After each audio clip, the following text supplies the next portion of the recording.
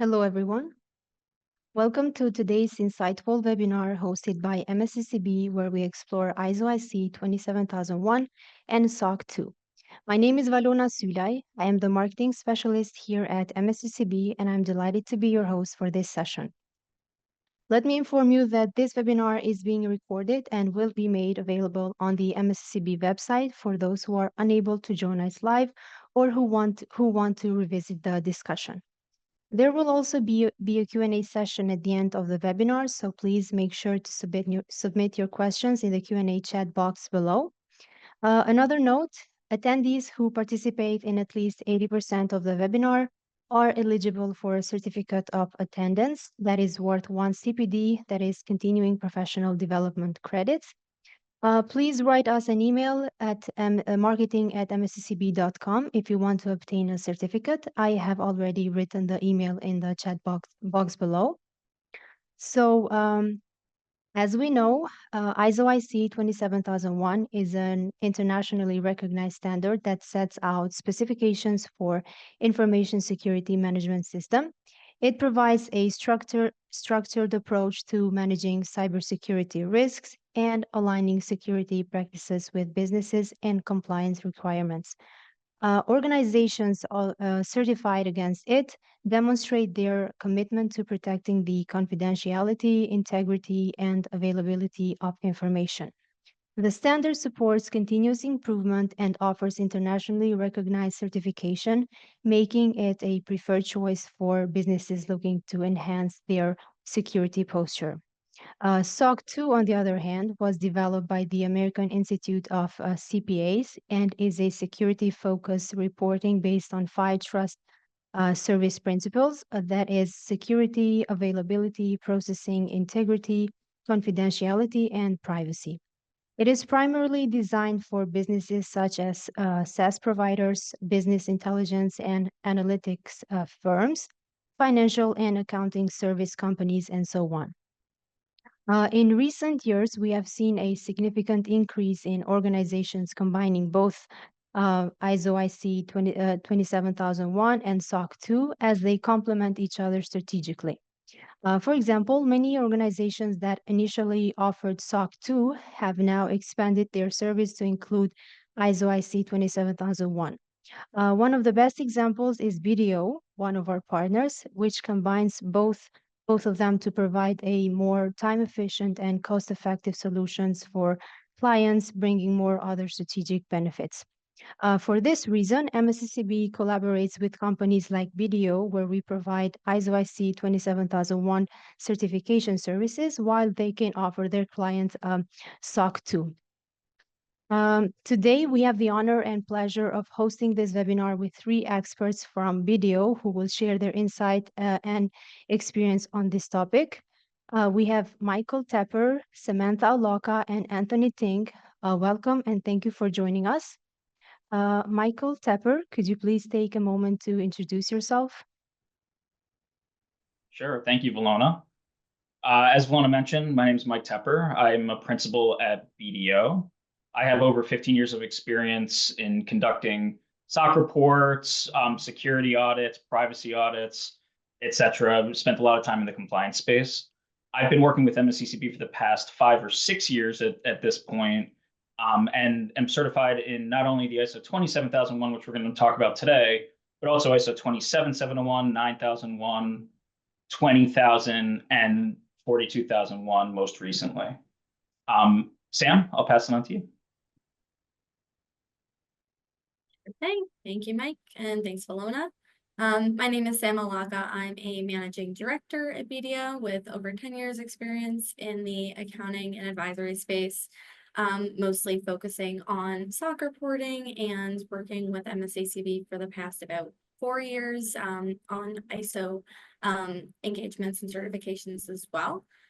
So I am approved as a lead auditor to conduct ISO 27001, which is where we will be spending a lot of our time today, but also have a strong focus in both the SOC 1 and the SOC 2 space, and have worked through a lot of those compliance and attestation reports over the course of my career. Anthony, I'll pass it to you. Thank you. Hi everyone, Anthony Ting here. I'm a managing director with BDO. I joined back at BDO in 2020, with 5 years with BDO, specializing in SAC report and ISO. Prior to that, I was with Big Four for 9 years, combined of 15 years, about 15 years of experience with both SAC reporting and ISO certifications. I also do a lot of internal IT assessment and external assessment as well. Okay, thank you all. Once again, I am more than grateful to have you part of this panel. Now, let's continue with the discussion. I have a series of key questions prepared to help us explore the strategic benefits of incorporating ISO IC 27001 with SOC 2. Michael, what are your thoughts on this one? So how does integrating ISO IC 27001 and SOC 2 strengthen an organization's framework for managing information security and drive continuous improvement in security management and internal controls? Absolutely. That question's a mouthful. I really like to start with, whenever I answer questions like this, on a little bit of the differences between the SOC 2 and the ISO 27001. And then after I kind of go through that, I'll pull it together. Trust me, I think you'll understand why we're doing it that way as we explain the benefits of integrating both, right? So I'm going to start with the focus of each of the different reports, right? So the SOC 2 is really more focused on the system and the organization's service commitments and system requirements that they're committing to their customers. So it's really focused on a set of system requirements and service commitments, and it's based on a set of trust services categories, right? As Bologna mentioned, the security category is the baseline, but you can add in concepts like availability, confidentiality, processing integrity, and privacy.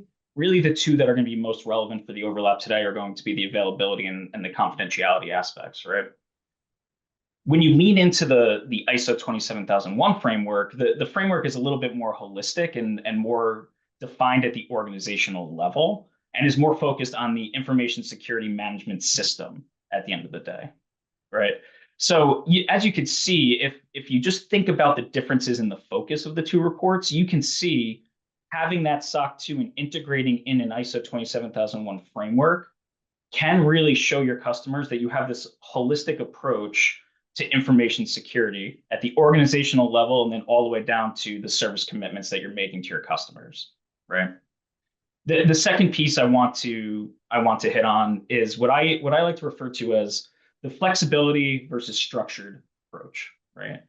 So when you think about SOC 2 and the trust services criteria that are in place have a lot of flexibility to meet those requirements, right?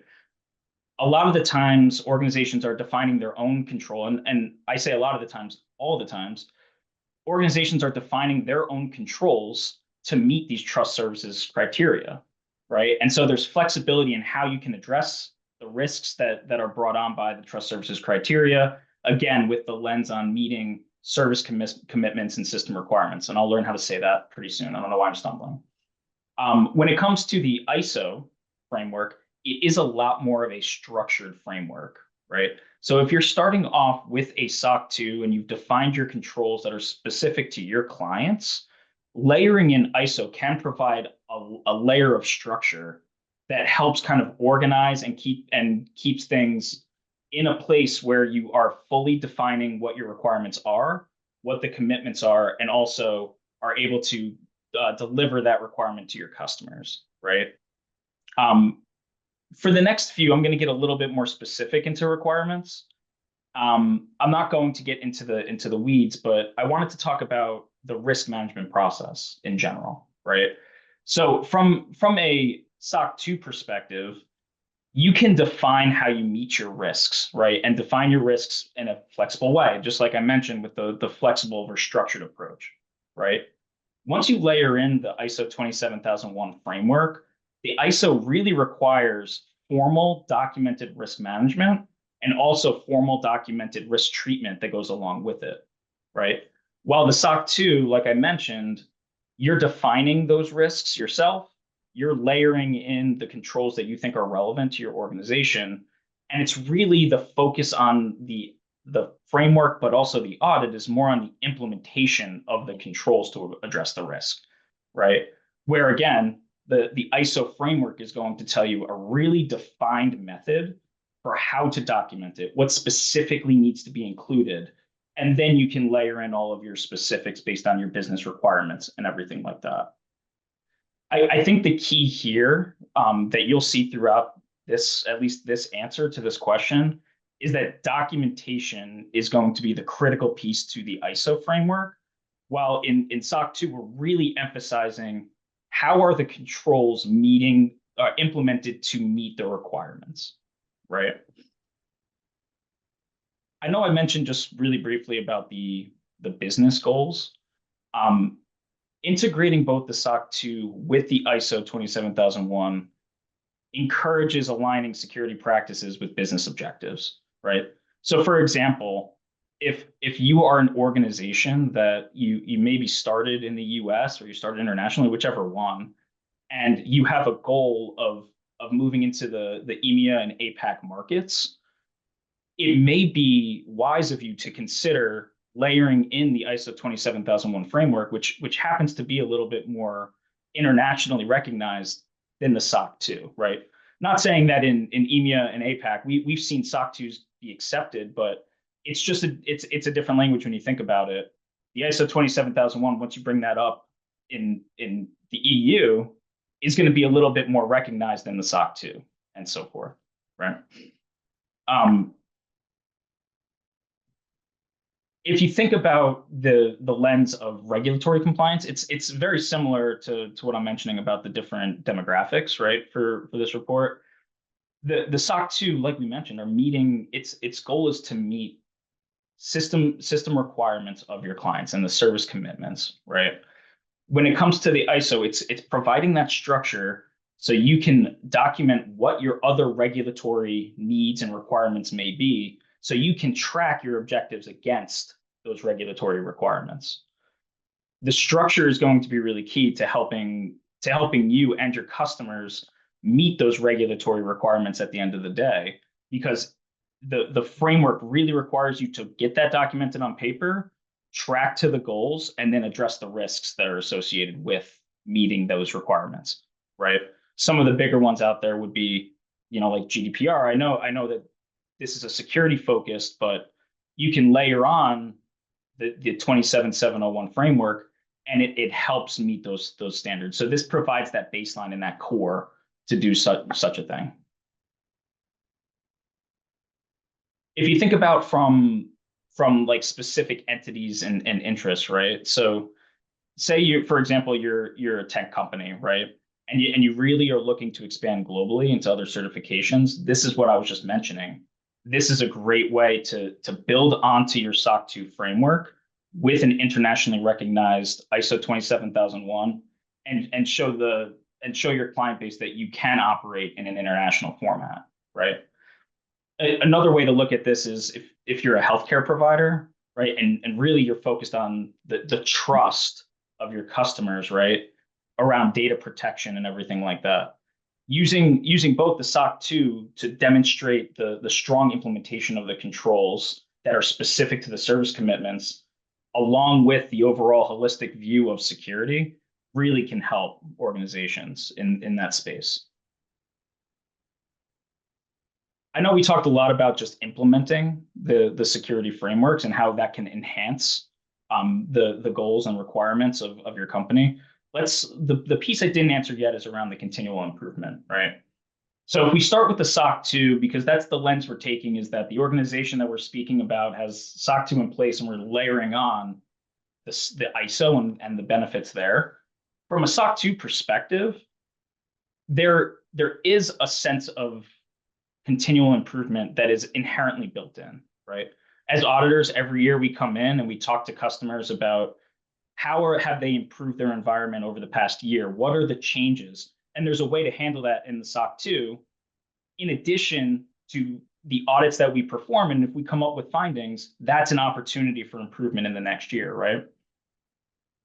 Again, if you add in the ISO 27001 framework to that mindset of the SOC 2, the ISO has a very, very distinct continual improvement plan that's built in, right? They, as you probably all know, I'm probably speaking to people that are very familiar with this, but the ISO framework is really based around the plan, do, check, and act, right? And they have very strict requirements for showing that continual improvement and documenting how you're going to get there, right? So this type of thing is really something that can help build your continual improvement plan, show your customers that not only did you get your SOC report and your ISO certification in year one, but by year 2 and 3, your organization is going to have a much stronger security mindset, right? And a much stricter focus on security itself of data. And then lastly, it's really important the layering in of the ISO for stakeholder engagement and training and awareness in general. Again, SOC 2 has requirements for these types of things, but if you layer in the structure, having the trainings that are required, and also really from the top level management responsibility and involvement, that really, really drives a strong framework. So in conclusion for this question, right, having the combination of the SOC 2 and the ISO framework provides that flexibility that you can show your customers, okay, I'm meeting your system requirements and your service commitments at the end of the day, but then rounds you out by showing that this is also in place in a very structured format.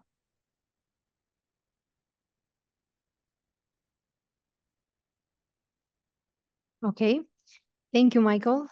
Great insights on that. Now let's shift our focus to another important aspect, that is compliance and efficiency.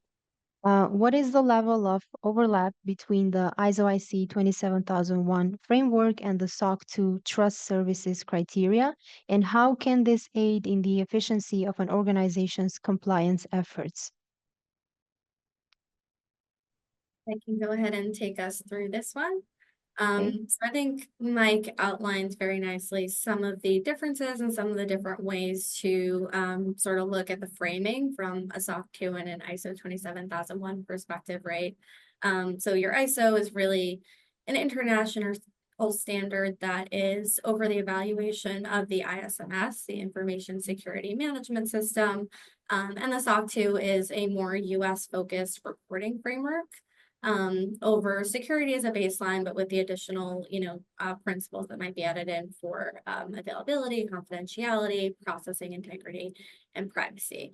So there are slightly different lenses when we're thinking of the two frameworks, but there's actually a very significant level of overlap between the SOC 2 and the ISO 27001 frameworks. And it's really because both are focused on information security and have an emphasis on the implementation of security controls to help protect information and help protect data, right? So from a topic perspective in areas of overlap, you'll see things like entity level controls. So tone at the top, for example, which is really the focus in the first criteria, CC1 of the SOC 2, that overlaps pretty significantly with some of the context of the organization and the control environment that you'll see as one of the clauses in the ISO 27001. Areas like HR functions, so performance evaluations and management, training, internal audits, access control are really all topics that are covered across both of the different frameworks. Physical and environmental security, incident management, cybersecurity management to some extent, risk assessments, system development, change management, third-party risk management, business continuity. These are really all topics that you're going to find in both of the different frameworks. So there's a lot of commonality in the areas, and there's a lot of places where you can get leverage if you're, again, in our example, sort of starting with the SOC 2 as a baseline and what an organization might be currently pursuing, and then looking to layer in the ISO 27001. And then when it comes to sort of the efficiency of your compliance efforts, I think there's really a good opportunity to build in efficiencies in the audit approach and really think about the SOC 2 plus potentially the ISO 27001 in a unified way and really with a unified approach. So instead of sort of having two separate streams and two separate workflows for these particular engagements, there's a lot of opportunity because of the overlap in subject matter across the two frameworks to think of them really in an overlapping manner and approach them as such, right? So when you put enough focus on the levels of overlap first, and then really the scopes of the two engagements and sort of ensuring alignment across those. So that's sort of the systems and the focus areas across the two audits are aligned. And sometimes even having the same audit firm work through, both frameworks, right? So a lot of times we'll see clients who have a SOC 2, they're looking to layer in an ISO. We have the same teams that are working across the two frameworks. And really building that unified audit approach helps to avoid some duplication across. So first off, sort of pulling documentation, right? So a lot of times the same set of policies or the same document request, for example, can satisfy an audit request both in a SOC 2 framework and for a SOC 2 audit, and also can be leveraged across an ISO. And a lot of what you can sort of think about is providing something once and then applying it across or reporting it in many different ways, right? So that sometimes helps to cut down from a documentation collection perspective. And sort of avoiding duplication of efforts in that sense when you're aligning both of these two frameworks and really working through them together in the same stream.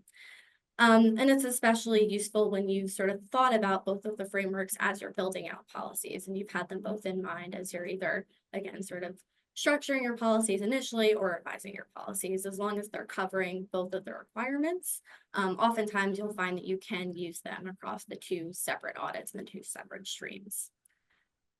And in addition to documentation that might be leveraged, really some of the areas where efficiencies can be found in this effort is combining even some of the time and some of the meetings, right? So sometimes you can have walkthrough meetings, for example, that span both SOC 2 and ISO topics and avoid having folks having to sort of sit in multiple sets of meetings, answer the same questions, sort of go through the same process when it is something that can be applied across both frameworks. So the time of resources is something that really can drive efficiency in these efforts because you are sort of able to leverage across and have folks speak to their topics once again, rather than sort of thinking about it in separate pockets or separate times of the year and hitting people with multiple meetings.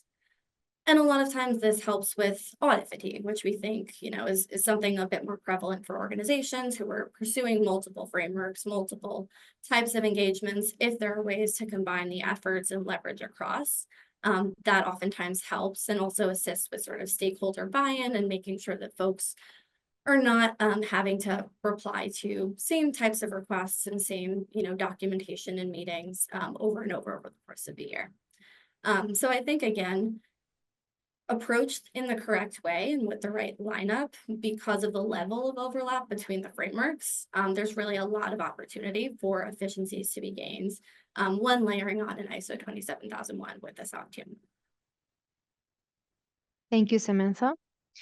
Building on that, let's talk about the regulatory alignment. So how can integrating ISO IC 27001 with SOC 2 aid in the process of aligning with international data protection laws and cybersecurity regulations? And what role does integrating both of them play in enhancing the organization's ability to prevent, detect, and respond to cyber incidents or data breaches? Anthony? Thank you. So I know Mike and Sam mentioned about the differences between the framework. One thing I want to call out additionally is that ISO 27001 provides a robust framework that emphasizes on the information security of the company's system and that aligns with various international and standards and regulations such as the GDPR, HIPAA, and others, right? While the SOC 2 emphasizes on the trust service principle that focuses more on the data protection and privacy, limited to the specific services that the company is committed to. So both of these frameworks, though, have the ability to expand to from a security-based coverage to other coverages such as the 27017 and 18 from 27001 umbrella, to cover the cloud services and protection of personal data in the cloud. Similarly, on the SOC 2 side that Mike and Sam mentioned earlier has 4 additional criteria as well. That said, integrating this 27001 with the SOC 2 is like building a supercharged security system to your organization. It helps you to keep staying on top of the international data protection laws and cybersecurity rules, making compliances more manageable and effective. So, for instance, ISO 27001 really emphasizes a thorough risk assessment process, identifying any potential threats to all information assets, while the SOC 2 focuses on the specific risks associated with the customer data, allowing for just more targeted approach to the security controls overall.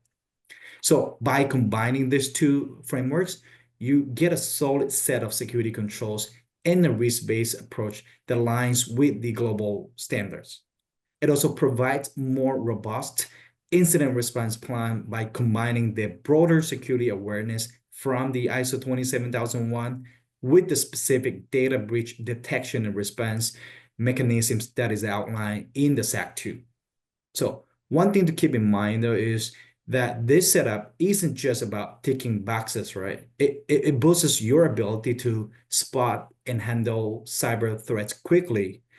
With the continuous monitoring and a strong incident response plan, it really helps company always be ready to tackle security issues that pops up. It honestly is all about creating a resilience security culture that keeps your company and organization protected and be compliant. Plus, having this ISO certification and the SOC 2 report really shows to your customers and regulators that you are serious about not only keeping this system secure, but also keeping the data safe. Thank you. Thank you, Anthony. Now, let's discuss the competitive side of things. So, what specific competitive advantages do organizations gain by combining ISO IC 27001 and SOC 2 reporting, particularly when working with global clients or entering new markets? We have, yeah, Samantha? Pursuing both the SOC 2 attestation and the ISO certification really allow for several different competitive advantages that can position an organization well, both in a global market and when looking to enter a new market entirely, right? And I think something that you've sort of heard throughout some of the responses that we've really thrown out there today is there's a particular focus in the international market when it comes to the ISO 27001. So we've sort of spoken about the SOC 2 being an attestation that's widely accepted in the United States. It's prepared under US standards, but the ISO 27001 is really an internationally recognized certification, and it's performed with international standards in mind. And really pursuing the ISO 27001 tends to enhance an organization's credibility globally, not just from a US focus. And it can help build trust with global clients who oftentimes are either more familiar with the ISO 27001 standards or more willing to accept that standard than an organization who is pursuing just a SOC 2 report alone. So really it's something that is appealing oftentimes in a global market and to global clients. And then pursuing really the dual SOC 2 and ISO 27001 is also a really good signal to global clients or potentially new clients to an organization's commitment to a sound security program and really a focus on data protection. And this can often enhance or be a differentiator in a global market or in a new market.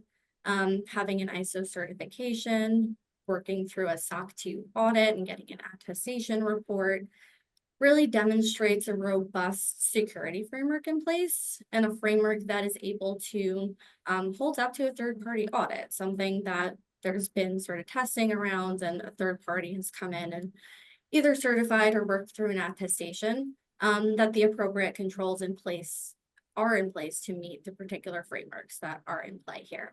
So that is really something that can be a differentiator when working in the market and can serve as one of the competitive advantages.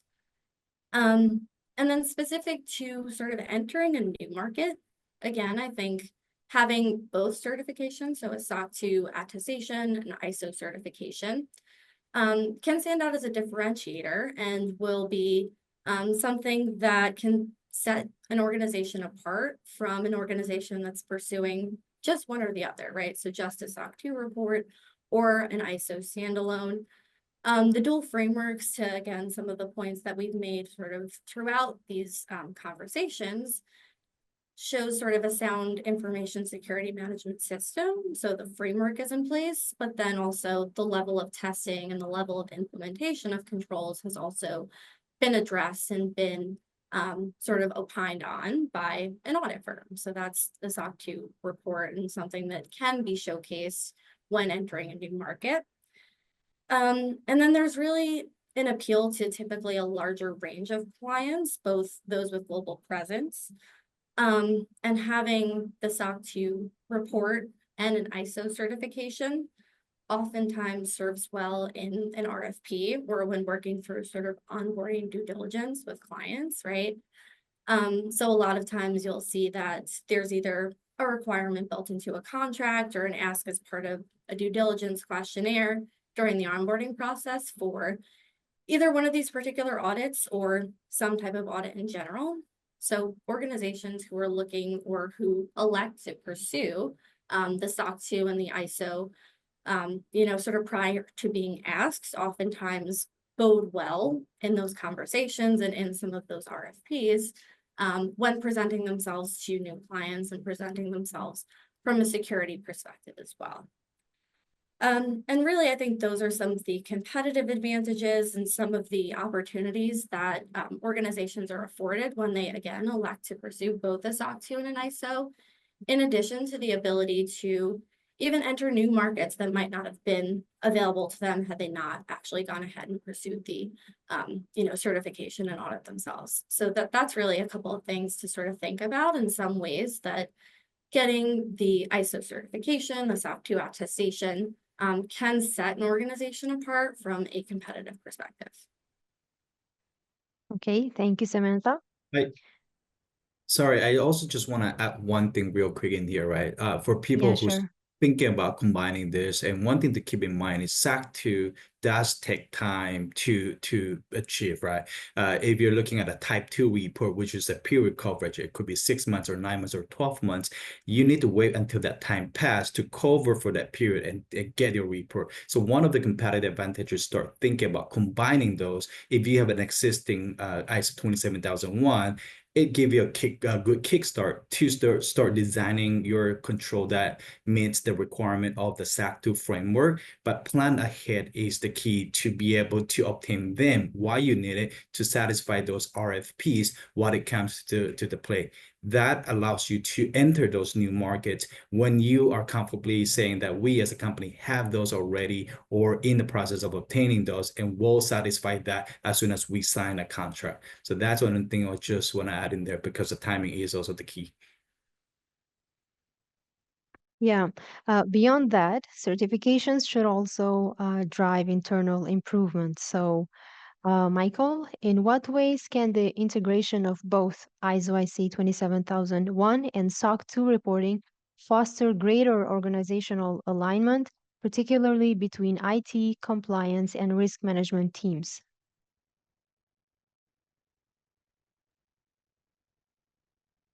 Anthony, are you going to take this one, or do you want me to jump in?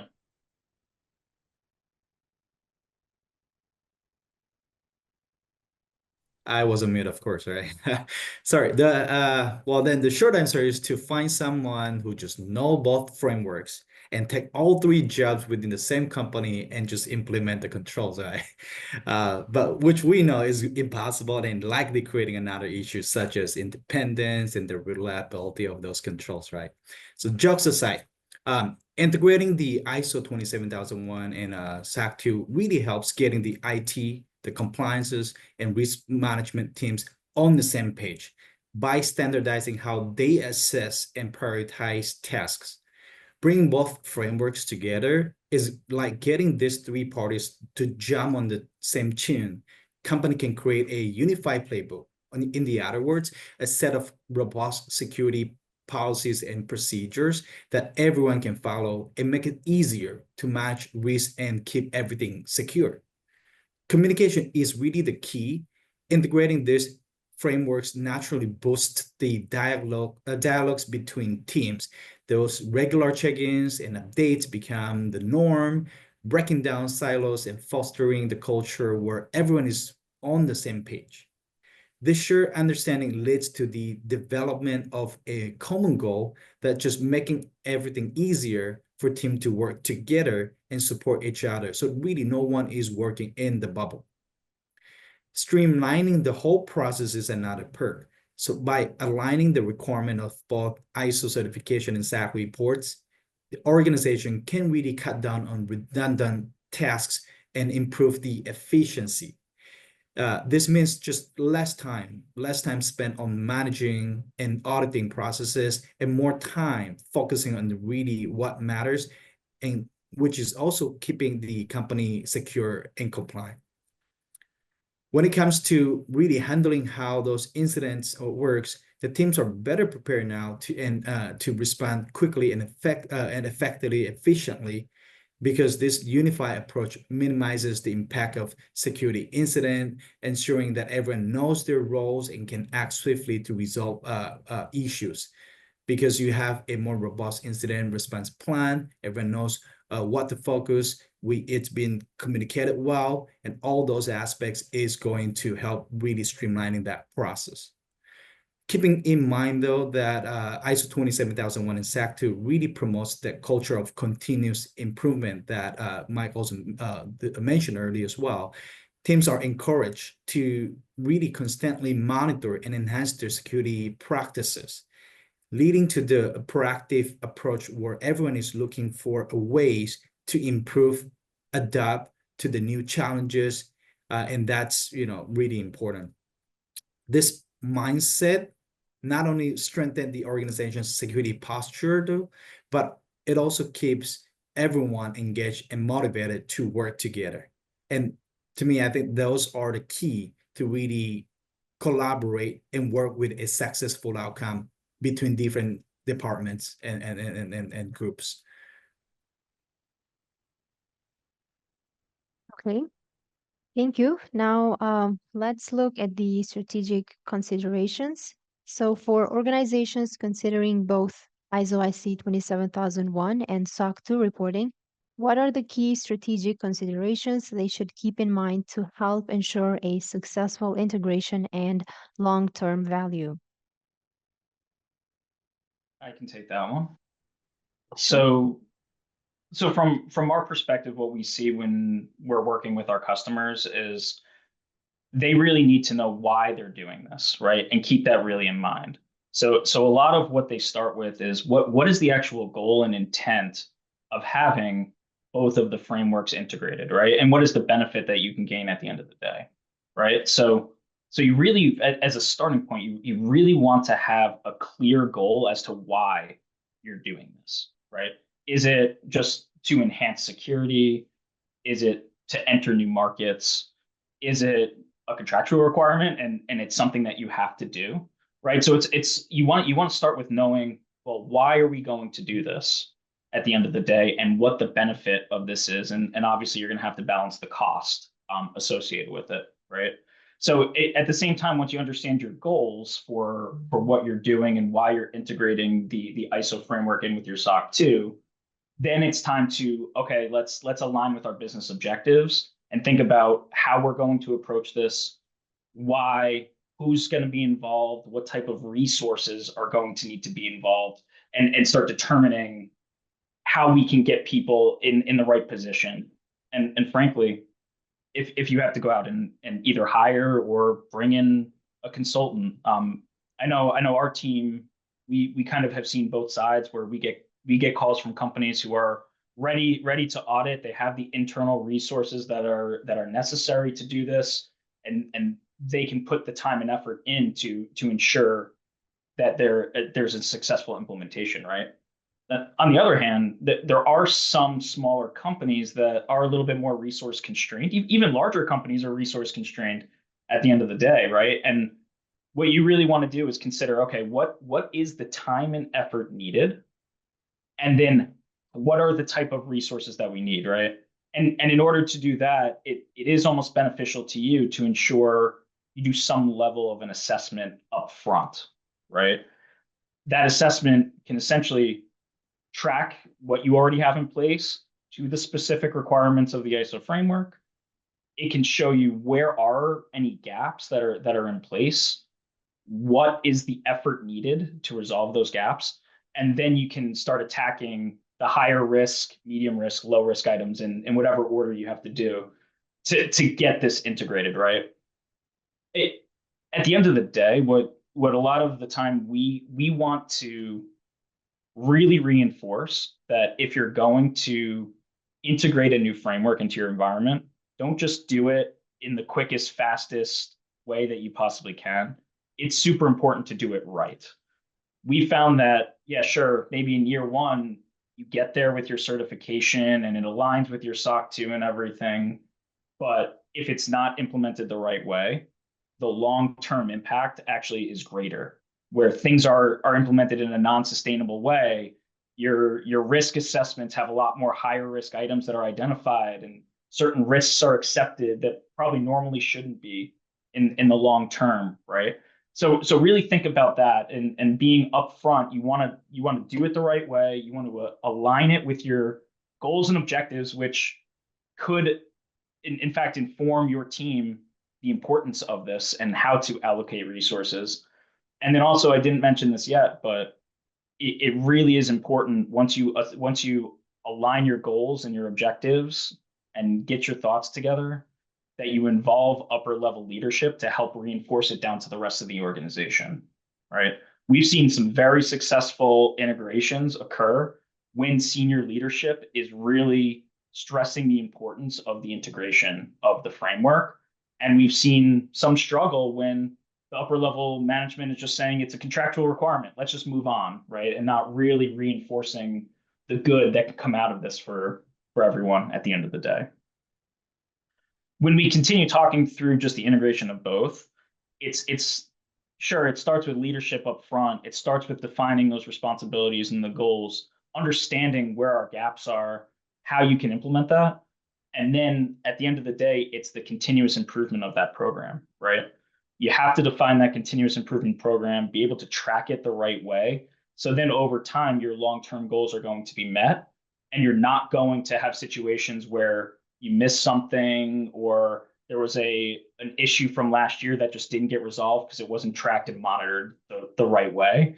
So you want to make sure that your continual improvement program is also very well fleshed out as you go through this integration, right?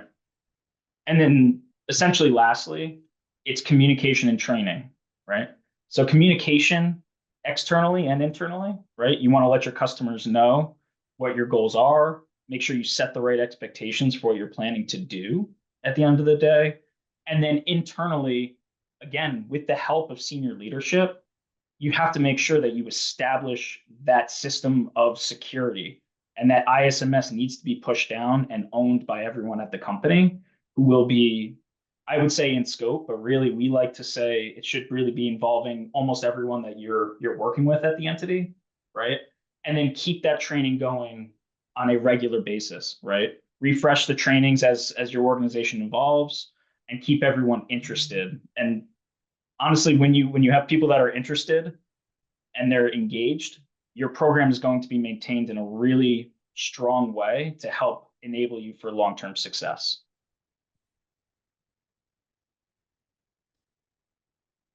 Thank you, Michael. We've covered a lot of ground, and I appreciate all of your insights. Now it's time for the Q&A session. We have received some questions, and I have picked some of them. The first one goes like, how can organizations measure the return on investment from obtaining both ISO IC 27001 and SOC 2 certifications, and what key metrics should they track to assess long-term benefits? If you don't mind, I can take that. team from our side. So there are a lot of ways to track the return on investment when it comes to compliance, right? I like to look at it, the first and easiest way to do it is when you think about the contracts that you currently have in place and the monetary value of those, and those contracts who are requiring certain compliance, right? A lot of the time in contracts with your customers and even vendors, there is a requirement to have these frameworks in place. And the attestation from the SOC 2 in the US is a very common one. And internationally, we're seeing it a little in the US too, but the ISO 27001 certification being active, right? So when you think about it, that's a really quick and easy way to track what some return on investment is, cost of the cert and the implementation versus the cost of contracts, right? You can also look at it in the acquisition cost as well, right? So as you're bringing on new clients, since you've had the certification, how many times have you had to share it out, right? Maybe that's a metric you can track to say, yes, this customer has asked for our ISO 27001 or our SOC 2 attestation. That's something that we can track from a monetary value, right? If you take a look at it in a different way, you can also quantify the return on investment based on the cost savings in the reduction of the risk that you've brought on, right? By establishing the strong framework, right?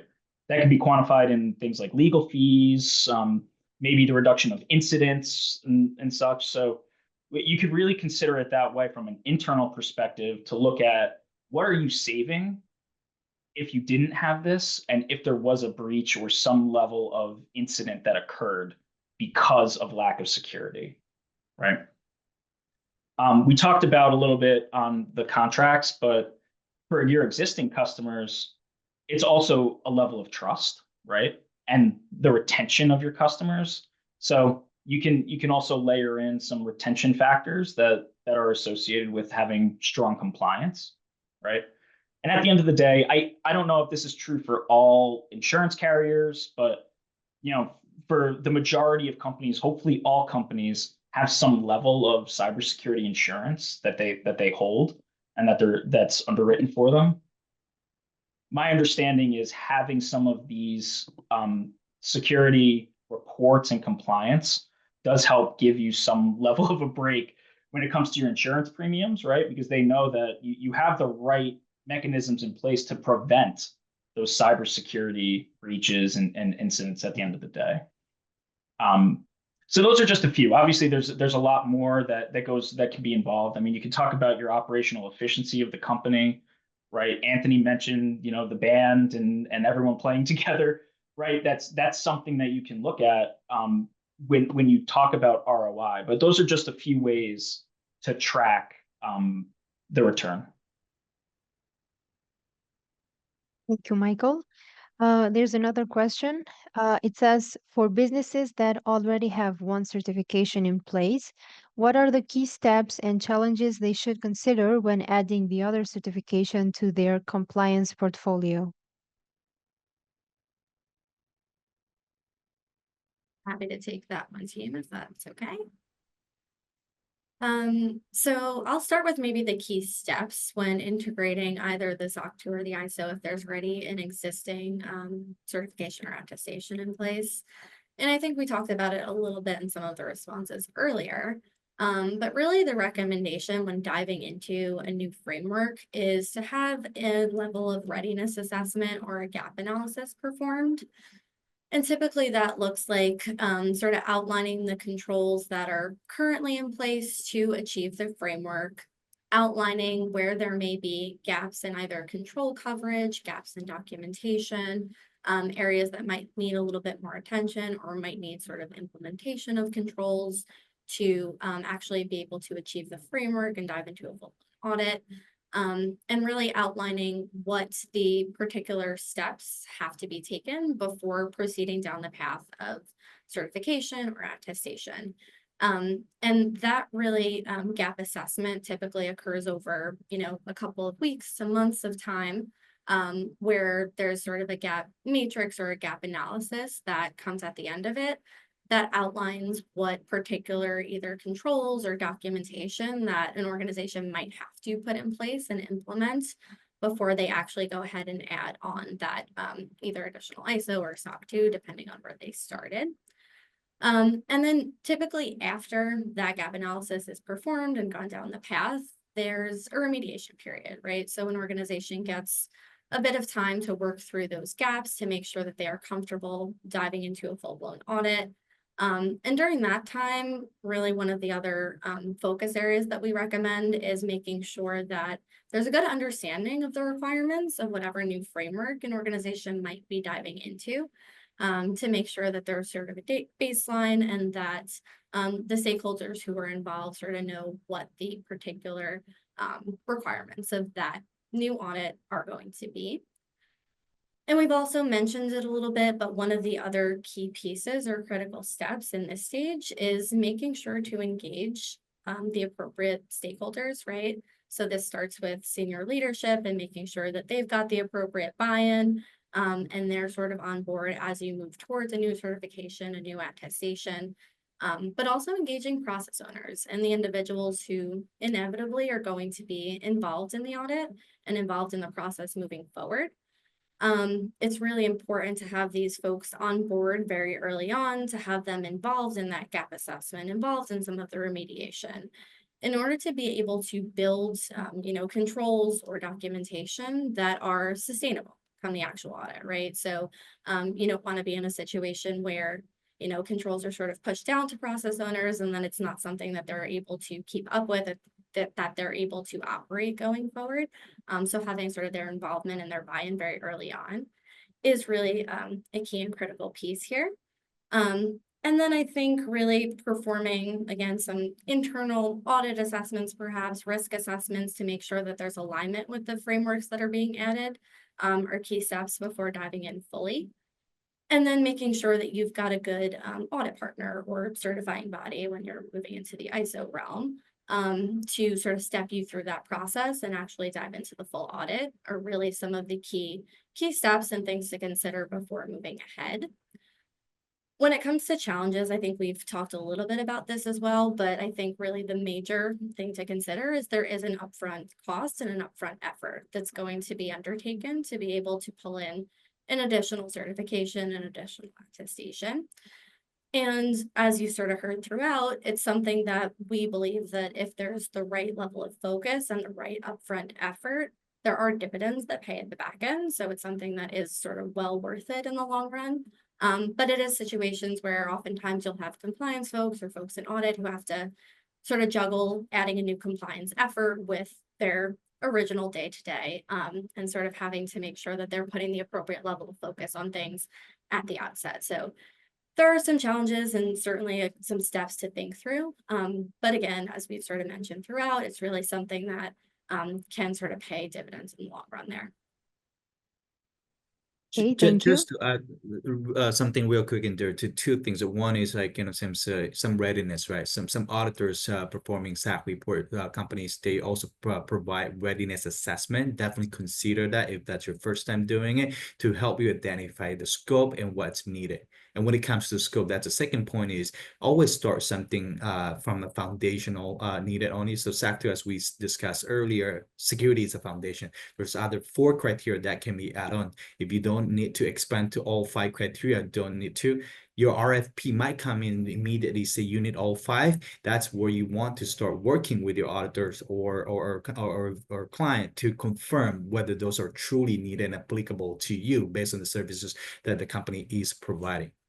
I know there's another question in the chat in there that's somewhat relevant to this, right? Is, what are the percentage of overlap between this ISO 27001 to SAC 2? Depends on which one you have first. If you have a SAC 2 as already and you're adding a 27001, AICPA actually had a mapping of the old 2013 standard to the SAC 2 to see how many % of overlaps that you can consider. It can go from 50% to 80%, depends on your existing SAC 2 scope. If you have a foundation, it might be lesser, but if you have all the other criteria added in there, processing integrity, confidentiality, privacy, and availability, that could go all the way up to 80% of coverage for the 27001.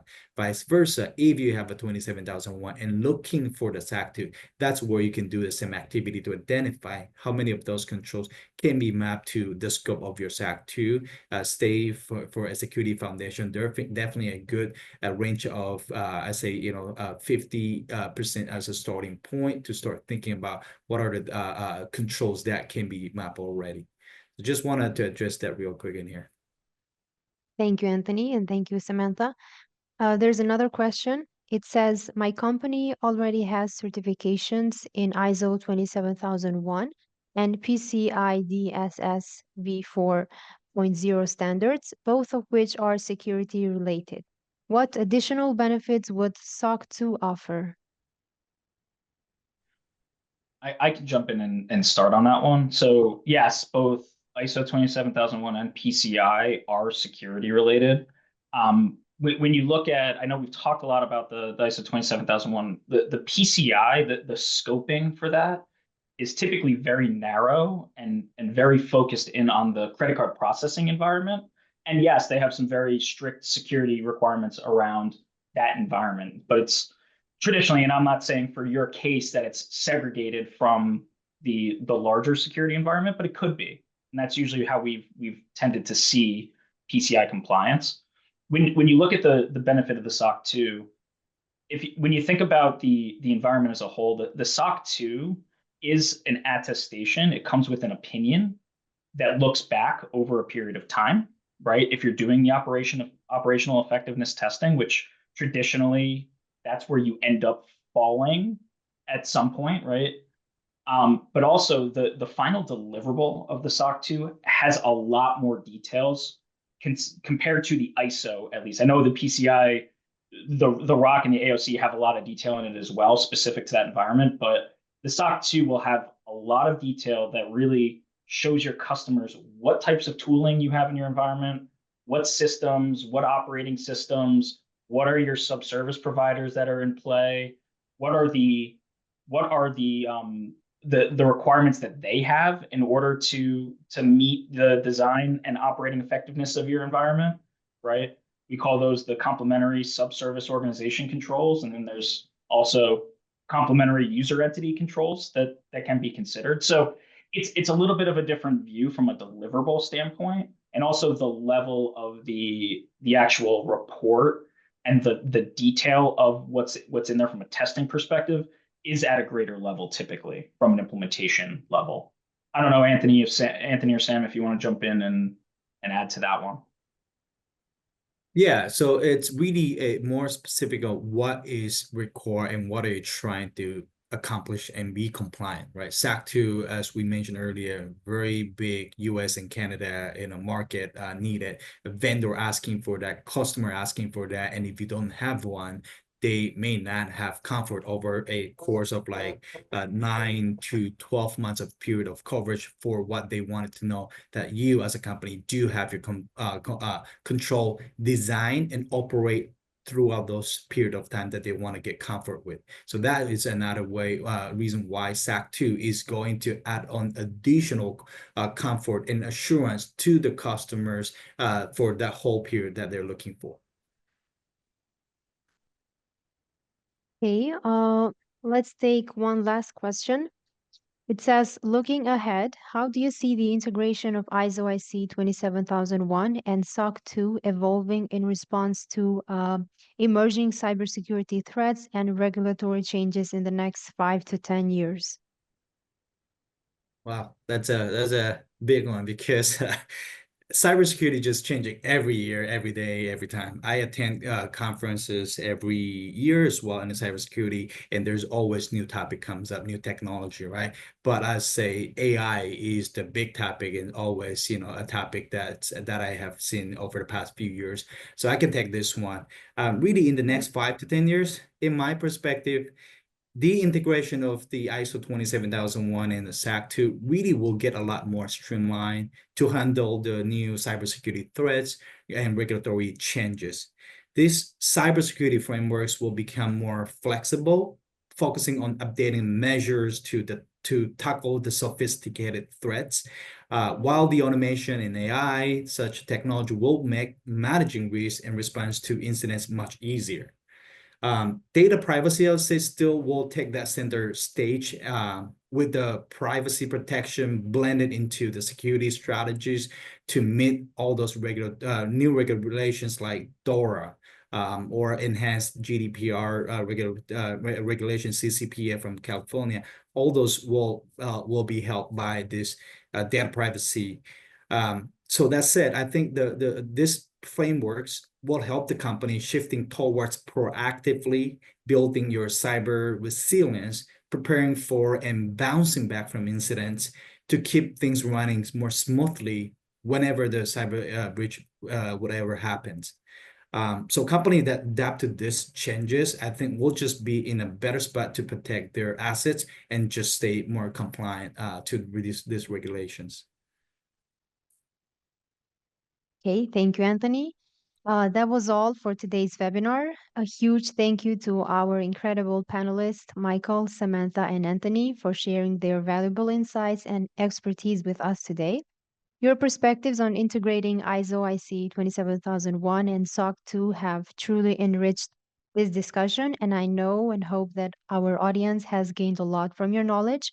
We appreciate your time, your thoughtful contributions, and your commitment to strengthening cybersecurity practices across industries. Thank you once again for being part of this webinar, and thank you to everyone for joining us. For more updates on our upcoming webinars, please make sure to follow us on our LinkedIn and Facebook. Have a wonderful day ahead. Bye bye.